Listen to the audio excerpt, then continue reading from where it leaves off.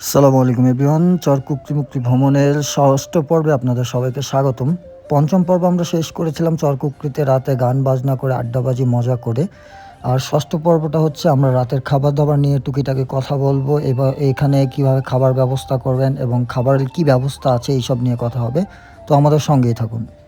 চরকুক্রিতে আপনি যদি আপনার পরিবার বন্ধুবান্ধব নিয়ে থাকতে আসেন, রাতে থাকার খুব ভালো ব্যবস্থা আছে। এখানে অনেকগুলো গাইড আছে যাদের সাথে কথা বলে আপনি তাঁবু বুক করে নিতে পারবেন এবং রাতের খাবারটা আপনাকে তারাই ব্যবস্থা করে দিবে। এবং যদি আপনি চান তাদের থেকে খাবার দাবার ব্যবস্থা না করে অন্যভাবে খেতে, এখানে খাবার হোটেল আছে, আপনি খেতে পারেন।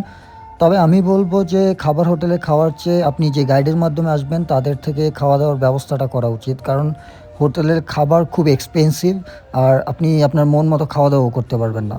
রাতে যখন একদিকে আমাদের বারবিকিউ হচ্ছে, অন্যদিকে আমরা ক্যাম্প থেকে একটু বের হয়ে দেখি যে পানি একদম আমাদের ক্যাম্পের সামনে চলে আসছে, জোয়ারের পানি একদম ক্যাম্প পর্যন্ত চলে এসছে।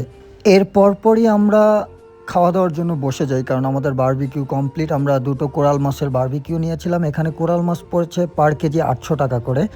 তো আমরা 7 জন দুটো কোরালে বারবিকিউ কমপ্লিট হয়ে যায়। এরপরে আমরা খাওয়া দাওয়া করে নিই। খাওয়া দাওয়া করার পরে আপনি একটু ভেবে দেখেন, এইরকম একটা গহীন পরিবেশে, নিরিবিলি পরিবেশে আপনি খাওয়া দাওয়া করছেন, আশেপাশে হঠাৎ করে শিয়ালের সাউন্ড শোনা যাচ্ছে, পরিবেশটা কেমন হবে আপনার কাছে মনে হয়? আর এই নিরিবিলি সুন্দর পরিবেশে একটা গল্প বলি, যেটা হচ্ছে আমরা যখন ক্যাম্পের মধ্যে ছিলাম, হুট করে পাশ দিয়ে দৌড়ের শব্দ শোনা যায়। আর এগুলো হচ্ছে এই বনের শিয়ালগুলো।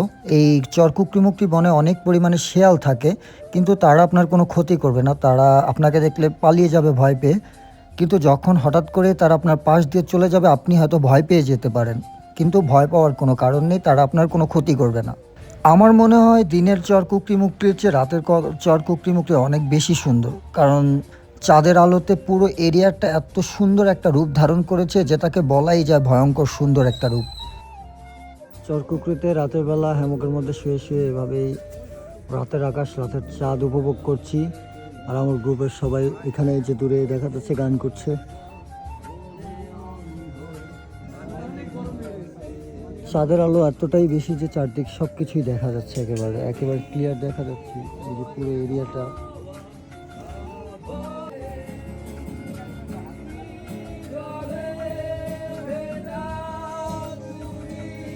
চরকুক্রিমুক্তিতে আমাদের যে গাইড ছিল, গাইড রাসেলের নাম্বারটা আমি স্ক্রিনে দিয়ে দিচ্ছি। আপনারা চাইলে রাসেলের সাথে যোগাযোগ করে চরকুক্রি যেতে পারেন, ভালো সময় কাটাতে পারবেন।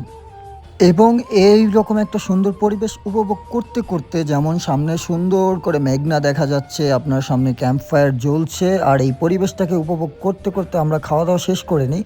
খাওয়া দাওয়া শেষ করার পরে আমরা আড্ডা দিতে দিতে রাতের অনেকটা সময় শেষ করে ফেলি।